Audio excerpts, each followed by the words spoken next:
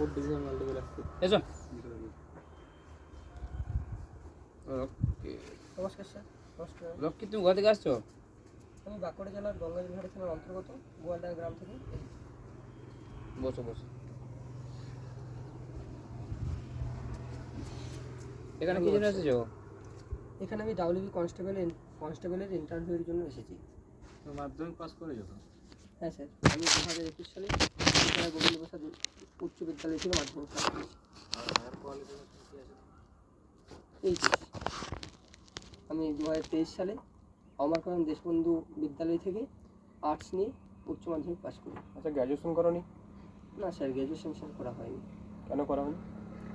Sir পারিবারিক আর্থিক অসুবিধার কারণে স্যার গ্র্যাজুয়েশনটা স্যার করা হয়নি। আচ্ছা, এখন তো সরকার থেকে নানান প্রকল্প আছে যার মাধ্যমে তুমি স্কলারশিপের মাধ্যমে পড়াশোনা করতে পারো, লোন নিয়ে পড়ে। তাহলে তোমার কি কেন করোনি? হ্যাঁ স্যার, বিভিন্ন প্রকল্প আমিও স্যার পেয়েছি সুবিধা, কিন্তু স্যার আমার পরিবারের স্যার আর্থিক অবস্থা স্যার প্রচণ্ড শোচনীয়। এছাড়া স্যার আমি স্যার আমার পড়াশোনার পাশাপাশি আমি স্যার বাইরে স্যার টুকিটাকি স্যার কাজও করি। কি কাজ করো? স্যার বাইরে কাজ বলতে স্যার দুধ নিয়ে যাই। এছাড়া স্যার কাজ তো দুধ নিয়ে যাওয়ারও তো সেরকম কাজ নয়। তোমার ঘরে কটি গরু আছে? আমার ঘরে স্যার 4টি গরু আছে। প্রতিদিন কত কেজি দুধ হয়? স্যার হয় স্যার 5 কেজি হয়। আচ্ছা, দুধের বিশুদ্ধতা মাপা হয় কোন জানা আছে? কোন যন্ত্রের মাধ্যমে? স্যার যদি অনুমতি দেন স্যার আমি বলতে পারি স্যার, এটা আমার এই মুহূর্তে হ্যাঁ, তুমি বলো। ল্যাক্টোমিটার। 5 কিলো প্রতিদিন দুধ নিয়ে যাওয়া হয়। তোমাদের এখন দুধ কত কিলো? স্যার আমার এখানে 60 টাকা কিলো। 5 কিলোতে কত হচ্ছে? কত টাকা? 300 টাকা। তোমাদের পরিবারে কজন আছে তোমরা? স্যার আমি, আমার বাবা, আমার মা, আমার বোন। 5 কিলো দুধের দাম কত তোমাদের এখানে? 5 কিলো দুধের দাম 300 টাকা। তোমার বাবা কি করে? স্যার আমার বাবা একজন কৃষক। বোন?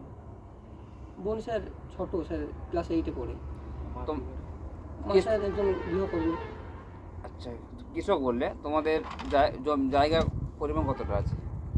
স্যার এই সম্পর্কে স্যার আমি ঠিক স্যার জানা নেই। চাষবাসের কাজ করো না?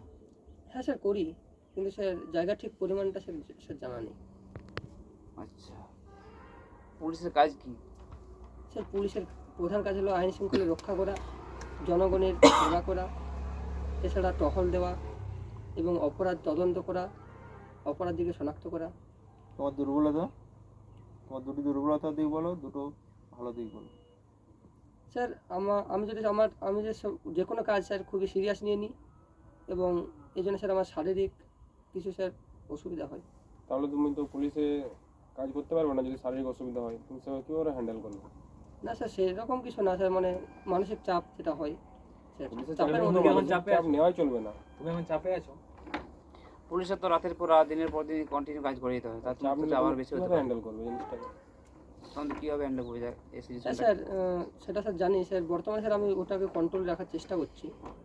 কিন্তু পরে তোমার তো অনেক বছর চাকরি করতে হবে তখন তুলে। হ্যাঁ স্যার করতে হবে স্যার। আমি আমার কঠোর পরিশ্রমের মাধ্যমে স্যার সেটা আমি কন্ট্রোল রাখার চেষ্টা করছি, যাতে স্যার বর্তমানে আমার কোনো অসুবিধা না হয়। আচ্ছা, তুমি যে তোমার দুর্বলতা বললে, তোমার কি একবার মনে হয়নি যে স্যাররা আমাদেরকে আমার দুর্বলতার জন্য আমার কেটে যেতে পারে? এ ব্যাপারে কি কিছু মনে হয়নি যে স্যার না নিতেও পারে আমাদেরকে? হ্যাঁ স্যার মনে হয়েছে, কিন্তু স্যার আমি বর্তমানে স্যার আমার যেটা দুর্বলতা সে নিয়ে স্যার আমি প্রচুর স্যার পরিশ্রম করছি এবং অনেক ইমপ্রুভ হয়েছে আগের চেয়ে। তুমি মিথ্যে কথা বলছো? না স্যার মিথ্যে কথা স্যার বলছি না। মিথ্যে কথা কোনদিন বলো নাই? না স্যার, পরিস্থিতি বুঝে স্যার দু এক সময় বলেছি। কি এমন পরিস্থিতি হয়েছে তোমার মিথ্যা কথা বলতে? স্যার হয়তো স্যার স্যার কিছু কিছু টাইমে স্যার বলতে হয়। আচ্ছা, ঠিক আছে, তুমি এসো। ধন্যবাদ স্যার।